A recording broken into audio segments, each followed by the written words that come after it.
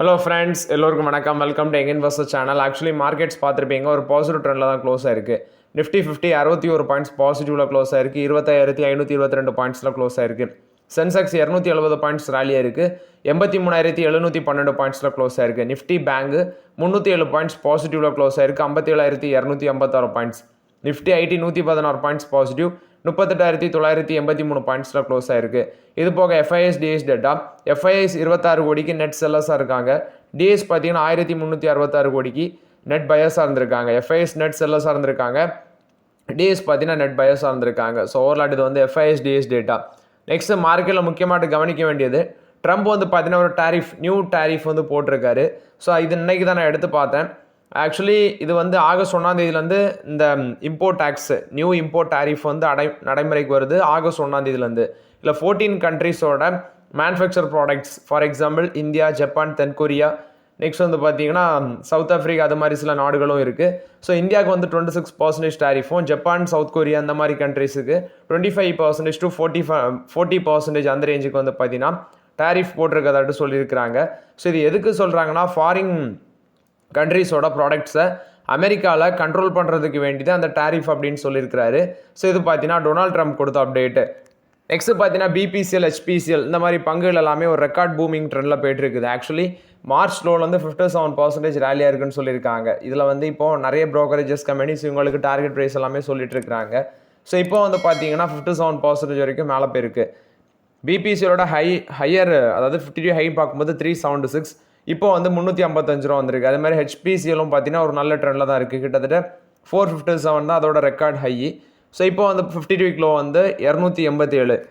HPCL பார்த்தீங்கன்னா 453 இருக்குது. Actually இன்றைக்கி வந்து 455 வரைக்கும் போச்சு. கிட்டத்தட்ட 52 ஹை பக்கத்தில் தான் இருக்குது.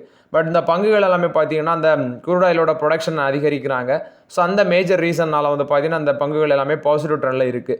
பட் இப்போதைக்கு பார்த்தீங்கன்னா முன்னாடியே வச்சுருந்தீங்கன்னா ஓகே, பட் நான் இதில் ஃப்ரெஷ் என்ட்ரி எடுக்கலை. பட் உங்களோட ஒப்பீனியனில் வேரி ஆகலாம்.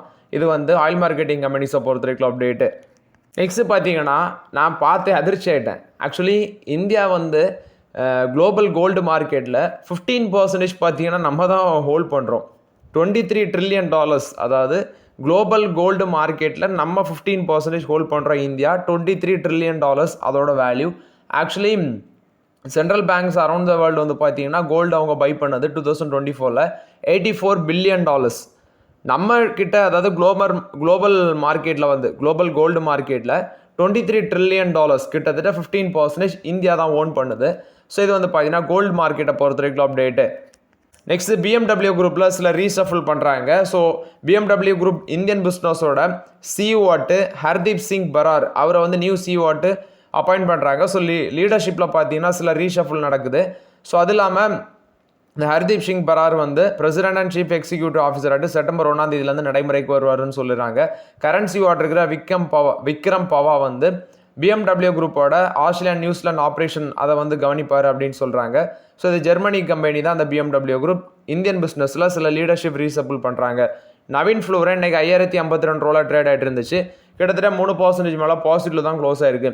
ஆக்சுவலி இவங்க QIP மூலமாட்டு 750 கோடி ரைஸ் பண்ண போகிறாங்க அப்படிங்கிற அப்டேட் வந்த பேசிஸில் அந்த பங்கு ஒரு நல்ல பாசிட்டிவ் ட்ரெண்டில் ட்ரேட் ஆகிட்டு இருக்கு. நெக்ஸ்ட் வந்து பார்த்தீங்கன்னா அந்த BSE கேபிட்டல் இண்டெக்ஸ், அது வந்து இன்றைக்கி விழுந்துருந்துச்சு. கேபிட்டல் மார்க்கெட் இண்டெக்ஸ், அது related stock BSE sum of the stocks எல்லாமே விழுந்துருந்துச்சு. இது வந்து பார்த்தீங்கன்னா கேஷ் எக்ஸ்போஷர், இப்போ வந்து option leverage to cash exposure. இப்போ முன்னாடி வந்து பார்த்தீங்கன்னா ஆப்ஷன் அண்ட் ஃபியூச்சர்ஸ் ட்ரேடிங் வந்து யார் வேணாலும் ஈடுபடலாம், மங்காத்த ஆடலான்ட்டு இருந்துச்சு.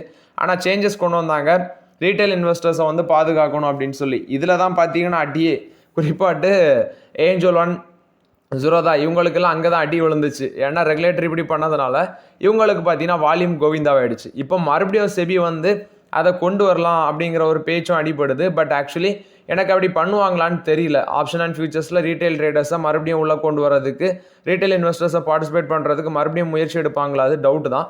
ஸோ நம்ம வெயிட் பண்ணி தான் பார்க்கணும். ஏன்னா இந்த செக்மெண்ட்டில் கேஷ் மார்க்கெட் லிக்விடிட்டி இன்க்ரீஸ் ஆனால் தான் இந்த மாதிரி கம்பெனிஸுக்கும் benefit. So what is going to ஹேப்பனுங்கிறத நம்ம வெயிட் பண்ணி தான் பார்க்கணும். JSW இன்ஃப்ராஸ்ட்ரக்சர் ஃபோக்கஸில் இருந்துச்சு. 740 கோடி ஒர்த் ஆஃப் போர்ட் ப்ராஜெக்ட் வந்து பார்த்தீங்கன்னா கொல்கத்தாவில் அவங்க கிடச்சிருக்குன்னு சொல்லியிருக்கிறாங்க. இது வந்து JSW இன்ஃப்ராஸ்ட்ரக்சரை பொறுத்த வரைக்கும் அப்டேட்டு. நெக்ஸ்ட் சன்ஃபார்மா பார்த்தீங்கன்னா ரெகுலேட்டரி ரீசொல்யூஷன் பிளானில் வந்து நாங்கள் ஒர்க் பண்ணிட்டு இருக்கிறோம். ஏன்னா அவங்களுக்கு 3 பிளான் பார்த்தீங்கன்னா யுஎஸ்எஃப்டியோட ஆக்ஷனை ஃபேஸ் பண்ணிட்டு இருக்காங்க. ஸோ திலீப் ஷாங்வி அதை தான் அப்டேட் பண்ணியிருக்காரு சேர்மன். ஸோ நாங்கள் வந்து மேனுஃபேக்சரிங் ஆப்ரேஷன் வந்து கிளியர் பண்ணுறதுக்கு ஃபுல் ரெகுலேட்டரி ரீசொல்யூஷனில் வந்து ஃபோக்கஸ் பண்ணிட்டு இருக்கிறோம்னு சொல்லியிருக்கிறாங்க. ஒன்று மொஹாலி, இன்னொன்று ஹலோல், இன்னொரு ஃபெசிலிட்டியும் உண்டு. ஸோ அது வந்து பார்த்தீங்கன்னா உங்களுக்கு இன்னொன்று வந்து தாத்ரா ஃபெசிலிட்டி. ஸோ இந்த 3 ஃபெசிலிட்டியில் யுஎஸ்எஃப்டிஏவோட அந்த ரெகுலேஷன் வந்துருக்குது. ஸோ அதை கிளியர் பண்ணுறதுக்கு ஒர்க் பண்ணுறோன்னு சொல்கிறாங்க. டாடா ஸ்டீலோட Q1 அவுட்புட் வந்துருக்குது, கொஞ்சம் குறைஞ்சிருக்குன்னு சொல்லியிருக்காங்க. ஏன்னா ஜாம்ஷெட்பூர், நீலச்சல் இஸ்பட் நிகம் லிமிடெட் பிளான்ட்ஸ் இது ரெண்டுமே மெயின்டெனன்ஸ் போகிறதுனால ப்ரொடக்ஷன் கொஞ்சம் குறைஞ்சிருக்கு. 5.26 மில்லியன் டன்ஸ் வந்து இந்தியாவோட க்ரூட் ஸ்டீல் ப்ரொடக்ஷன் பண்ணியிருக்கிறாங்க இந்தியாவில். ஸோ ப்ரீவியஸ் குவார்ட்டரை கம்பேர் பண்ணும்போது ப்ரீவியஸ் குவார்ட்டரில் 5.44 மில்லியன் டன்ஸ் பண்ணியிருக்காங்க. அதை கம்பேர் பண்ணும்போது குறைஞ்சிருக்கு. டெலிவரிஸ் 4.75 மில்லியன் டன்ஸ், அதுவும் பார்த்தீங்கன்னா குறைஞ்சிருக்குது ஜான்வரி மார்ச் பீரியட் முந்தின குவார்ட்டரை கம்பேர் பண்ணும்போது. ரீசன் அவங்க மென்ஷன் பண்ணுறது ஜாம்ஷெட்பூரில் பார்த்தீங்கன்னா பிளாஸ்ட் ஃபர்னன்ஸ் அதை கொஞ்சம் மெயின்டெனன்ஸ் பண்ணுறாங்க. அது இல்லாமல் நீலச்சல் இஸ்பட் நிகம் லிமிடெட் அதில் மெயின்டெனன்ஸ் போயிட்டு இருக்கிறதுனால ப்ரொடக்ஷன் கம்மியாக இருக்குன்னு சொல்லியிருக்காங்க. இது டாடா ஸ்டீல் கொடுத்த அப்டேட்டு. அது இல்லாமல் branded products and retail segment வந்து 1.46 மில்லியன் டன்ஸ் டெலிவர் பண்ணியிருக்கிறாங்க. 0.48 டன்ஸ் வந்து டாடா டிஸ்கான்லையும், 0.81 மில்லியன்ஸ் வந்து டாடா அஸ்ட்ரம் அதுலேருந்து வந்திருக்குன்னு சொல்லியிருக்காங்க. இண்டஸ்ட்ரியல் ப்ராடக்ட்ஸ் அண்ட் ப்ராஜெக்ட் வந்து 1.6 மில்லியன் டன்ஸ் வந்து டெலிவரி பண்ணியிருக்காங்க. இதில் இந்த இன்ஜினியரிங் செக்மெண்ட்டில் engineering and ready to use சொல்யூஷனில் ஒரு நல்ல ஸ்ட்ராங் டிமாண்ட் இருக்குன்னு சொல்லியிருக்கிறாங்க. இன்ஜினியரிங் டெலிவரிஸ் வந்து 5% வளர்ச்சி அடைஞ்சிருக்கு. Ready to use solution 66% expand ஆயிருக்குன்னு சொல்லியிருக்காங்க. செபி வந்து ஒரு 5 ஐபிஓக்கு பார்த்தீங்கன்னா கிளியரன்ஸ் கொடுத்துருக்காங்க. Veeda clinical, Rite water, seat works இது மாதிரி ஒரு 5 கம்பெனிஸுக்கு. Next Shringar house of Mangal Sutra, next வந்து பார்த்தீங்கன்னா Veeda clinical research, Shringar house of Mangal Sutra, Rite water solution India, seat work international, LCC project இப்படி இந்த கம்பெனிக்கெல்லாம் பார்த்தீங்கன்னா கிளியரன்ஸ் கொடுத்துருக்காங்க செபி. நெக்ஸ்ட் பிபிசிஎல் ஷேர் வந்து 22% வரைக்கும் மேலே போகலாம் அப்படின்னு சொல்லியிருக்காங்க. இது நொமுரா தான் மென்ஷன் பண்ணியிருக்காங்க. ஹெச்பிசிலும் ஐஓசிலும் ஒரு அவுட் ஷைன் பண்ணிட்டு இருக்காங்க. இப்போ நொமுரா சொல்கிறது 435 ரூபா டார்கெட் ப்ரைஸ் சொல்கிறாங்க பிபிசிஎலுக்கு. பை ரேட்டிங் மென்ஷன் பண்ணியிருக்காங்க. ஸோ ஓவர்லாட் இது வந்து பிபிசிஎல் பொறுத்த வரைக்கும் update. Aditya Birla real estate asset இது ஆனுவல் ஜெனரல் மீட்டிங் 30ஆம் தேதி வச்சிருக்காங்க. 2 ரூபா பெர் ஷேர் டிவிடெண்ட் அனௌன்ஸ்மெண்ட் பண்ணியிருக்காங்க. டிவிடெண்டுக்கான ரெக்கார்ட் டேட் அவங்க மென்ஷன் பண்ணியிருக்கிறது ஜூலை 15ஆம் தேதி. ஸோ ஓவர்லாட்டு பே அவுட் டேட் பார்த்தீங்கன்னா ஆகஸ்ட் 1ஆம் தேதின்னு சொல்லியிருக்காங்க. இது வந்து ஆதித்யா பிர்லா ரியல் எஸ்டேட் கொடுத்த அப்டேட்டு. டாடா ப்ராஜெக்ட்ஸ் கொடுத்த அப்டேட்டு 2030 எங்களோட ஆர்டர் புக் வந்து 60,000 கோடியை டச் பண்ணுவோம் இன்ஃப்ராஸ்ட்ரக்சர் பிஸ்னஸில் இருந்து மட்டும்னு சொல்கிறாங்க. இவங்களோட டார்கெட்டு டெல்லி, மும்பை, ஹைதராபாத், பெங்களூரு இதை ஃபோக்கஸ் பண்ணி தான் இன்ஃப்ராஸ்ட்ரக்சர் ப்ராஜெக்ட்லாம் எடுக்கிறாங்க. ஸோ 2030 60,000 crores to 70,000 crores வந்து நாங்கள் ப்ராஜெக்ட் கேப்சர் பண்ணுவோம், ஆர்டர் புக் வந்து கேப்சர் பண்ணுவோம்னு சொல்லியிருக்காங்க. இது டாடா ப்ராஜெக்ட் கொடுத்த அப்டேட்டு. நெக்ஸ்ட்டு பார்த்தீங்கன்னா ஜியோ பிளாக்ராக். ஸோ இந்தியாவோட ஃபண்ட் செக்டரை வந்து இவங்க லோ காஸ்ட் ஸ்ட்ராட்டஜி மூலம் மட்டும் டிஸ்டர்ப் பண்ண சான்சஸ் இருக்குன்னு சொல்கிறாங்க. ஏன்னா இப்போ மியூச்சுவல் ஃபண்ட் பிஸ்னஸுக்குள்ளே வந்திருக்காங்க, ப்ரோக்கரேஜஸ் பிஸ்னஸுக்குள்ளே வந்திருக்காங்க, next asset under management business இது மாதிரி டிஜிட்டல் பேமெண்ட் இதுலேயும் வந்திருக்கிறாங்க. ஸோ ஆக்சுவலி மற்ற இவங்களோட ரைவல்ஸை கம்பேர் பண்ணும்போது காஸ்ட்டை ரெடியூஸ் பண்ணி, அதாவது சிம்பிளாக சொல்லணும்னா அவங்களோட விலை குறைவாக கொடுக்குற மாதிரி அந்த மாதிரி கொண்டு வந்து மார்க்கெட்டை கேப்சர் பண்ணுறதுக்கு இவங்க முயற்சி பண்ணுறாங்க. பட் இது சக்ஸஸ்ஃபுல் ஆகுமாங்கிறது எனக்கு டவுட்டாக தான் இருக்குது. ஏன்னா ஆல்ரெடி மியூச்சுவல் ஃபண்ட் பிஸ்னஸ்லலாம் பார்த்தீங்கன்னா நிறைய கம்பெனிஸ் இருக்கிறாங்க. அவங்களோட இவங்க வந்து நல்ல பிளாட்ஃபார்ம் ப்ரொவைட் பண்ணணும், அதே மாதிரி லோ காஸ்ட்டில் ப்ரொவைட் பண்ணி மார்க்கெட்டை கேப்சர் பண்ணுவாங்களாங்கிறத வெயிட் பண்ணி தான் பார்க்கணும். ஒரு 2 quarters வந்து பார்த்தாலே தெரிஞ்சிடும் இவங்க எவ்வளோ கேப்சர் பண்ணியிருக்காங்க அப்படின்னு சொல்லி. ஸோ அது இல்லாமல் இந்த ஃபண்ட்ஸு புதுசாட்டி இப்போ நிறைய ஃபண்ட்ஸ்லாம் இன்ட்ரடியூஸ் பண்ணியிருக்காங்க. குறிப்பாட்டு இன்வெஸ்ட்மெண்ட் பார்த்தீங்கன்னா 500 ரூபாய்க்கு கீழே இன்வெஸ்ட்மெண்ட்லாம் அலோவ் பண்ண பிளானில் இருக்கதாட்டு சொல்லியிருக்காங்க. இது ஜியோ ஃபினான்ஷியல் கொடுத்த அப்டேட்டு. ரிஷி சுனக் யூகேயோட முன்னாள் பிரைம் மினிஸ்டர், இவர் வந்து பார்த்தீங்கன்னா கோல்ட்மேன் சாக்ஸுக்கு சீனியர் அட்வைசராட்டு முன்னாடியே மறுபடியும் வந்திருக்கிறாருன்னு சொல்கிறாங்க. கோல்ட்மேன் சாக்ஸோட CEO டேவிட் சாலமோன் மென்ஷன் பண்ணுறது, I am excited to welcome Rishi back to Goldman சாக்ஸ் in his new capacity as a senior advisor அப்படின்னு சொல்லி அவரை வரவேற்றிருக்காரு. இது பார்த்தீங்கன்னா ரிஷி சுனக் வந்து கோல்ட்மேன் சாக்ஸோட சீனியர் அட்வைசராக வந்திருக்காங்க. ஆல்ரெடி ஒரு ஜூனியர் அனாலிஸ்டாட்டு 2001 2004 வரைக்கும் அவங்க இருந்திருக்காங்க. அடுத்தது பாலிடிக்ஸ் அது மாதிரி ஆக்டிவிட்டீஸ்க்கு அப்புறம் மறுபடியும் இப்போ உள்ள என்ட்ரி கொடுத்துருக்காரு former prime minister Rishi Sunak. யூகேல முன்னாடி பிரைம் மினிஸ்டர் இருந்தார். இந்த இப்போ இருக்கிறாங்கல்ல இதுக்கு முந்தின டைமில் அவர் இருந்தார். JSW ஸ்டீல் பார்த்தீங்கன்னா ரெக்கார்டு க்ரூட் ஸ்டீல் ப்ரொடக்ஷன் பண்ணியிருக்காங்க. 7526 மில்லியன் டன்ஸு Q1 ஃபினான்ஷியல் 26 வளர்ச்சின்னு பார்க்கும்போது க்ரூட் ஸ்டீல் ப்ரொடக்ஷன் 14% வளர்ந்துருக்கு. அதே குவார்டர் பேசிஸில் 5% விழுந்திருக்கு. ஏன்னா இந்த குவார்ட்டரில் அவங்களோட பிளான்ஸ்லையும் blast furnace related maintenance shut down நடந்திருக்கு. ஸோ அந்த பேசிஸில் ப்ரொடக்ஷன் குறைஞ்சிருக்குன்னு சொல்லியிருக்கிறாங்க. ஸோ இது JSW ஸ்டீல் கொடுத்த அப்டேட்டு. அதானி குரூப் பார்த்தீங்கன்னா $5 பில்லியன் அளவுக்கு நாங்கள் ஃபண்ட் ரைஸ் பண்ண இருக்கிறதாட்டும் ஆக்சுவலி ஃபினான்ஷியல் 26ல அவங்களோட பிஸ்னஸ் எக்ஸ்பான்ஷனுக்கு வேண்டி இதை பண்ணுறதாட்டும் சொல்லியிருக்காங்க. ஜஸ்ட் 6 மந்த்ஸில் $3.2 பில்லியன் அளவுக்கு அவங்க ரைஸ் பண்ணியிருக்காங்க. இது அதானி குழுமம் கொடுத்த அப்டேட்டு. வின்ஃபாஸ்ட் வந்து பார்த்தீங்கன்னா ரோட் கிரிட் அவங்களோட பார்ட்னர்ஷிப்பில் வராங்க.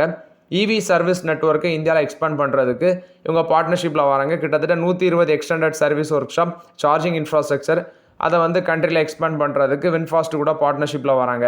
என்எல்சி இந்தியா 1631 கோடி இன்வெஸ்ட்மெண்ட் அவங்களோட ரினோவபிள் சப்சிடரியில் பண்ண இருக்கிறதாட்டு சொல்லியிருக்காங்க. என்எல்சி இந்தியா ரினோவபிள்ஸ் லிமிடெடில். இது என்எல்சி இந்தியா கொடுத்த அப்டேட்டு.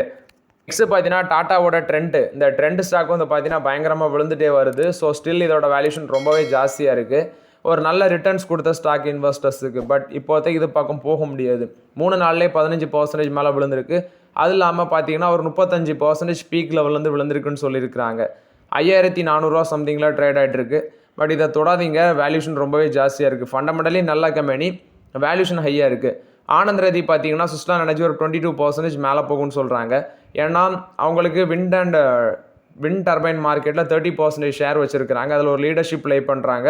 பை ரேட்டிங் மென்ஷன் பண்ணுறாங்க சுஸ்லான் எனர்ஜிக்கு. ஆக்சுவலி பை ரேட்டிங் 23% மேலே போகும் அப்படின்னு சொல்கிறாங்க கரண்ட் லெவல்லேருந்து. இது சுஸ்லானை பொறுத்த வரைக்கும் அப்டேட். மாருதி சுசுகி வந்து போர்ட் மீட்டிங் Q1 ரிசல்ட்ஸுக்கான போர்ட் மீட்டிங்கை ஜூலை 31 ஃபிக்ஸ் பண்ணியிருக்காங்க. அப்போ ஜூலை 31 மாருதி சுசுகியோட ரிசல்ட்ஸ் வர இருக்குது. ஜெயபிரகாஷ் பவர் இன்ஜின்ஸ் லிமிடெட் இந்த ஸ்டாக் கண்டினியூஸாக மேலே போகிறது.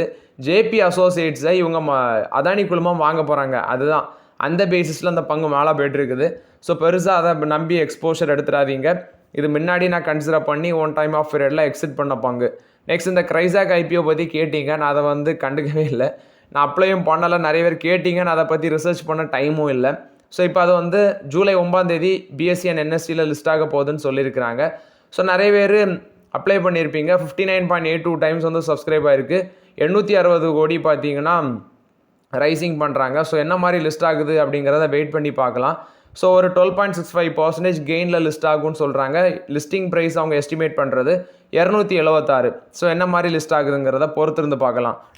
நெக்ஸ்ட் இன்ஸ்டாமார்ட் கொடுத்த அப்டேட். இவங்க ஜியோ ஃபோன்ஸை 10 மினிட்ஸில் டெலிவர் பண்ணுவாங்க அக்ராஸ் 95 சிட்டிஸ்லன்னு சொல்லியிருக்கிறாங்க. இது இன்ஸ்டாமார்ட் கொடுத்த update. Jio Bharat V4 Jio phones prime இவங்க கொலாபரேஷனில் வச்சு ஸ்விக்கியோட இன்ஸ்டாமார்ட் மூலமாட்டு இந்த ஃபோன்ஸை வந்து டெலிவர் பண்ணுவோம் அப்படின்னு சொல்லியிருக்கிறாங்க. இது வந்து இன்ஸ்டாமார்ட் கொடுத்த அப்டேட்டு. ஹிந்துஸ்தான் ஏரோநாட்டிக்ஸ் லிமிடெட் இந்த ஸ்டாக் வந்து 22% மேலே போகும்னு சொல்லி ஜேபி மார்கன் சொல்கிறாங்க. 6105 ரூபா டார்கெட் ப்ரைஸ் சொல்கிறாங்க. இன்றைக்கி 5000 ரூபா மேலே க்ளோஸாக இருந்துச்சு. இது ஹிந்துஸ்தான் ஏரோநாட்டிக்ஸ் லிமிடெடை பொறுத்த வரைக்கும் அப்டேட்டு.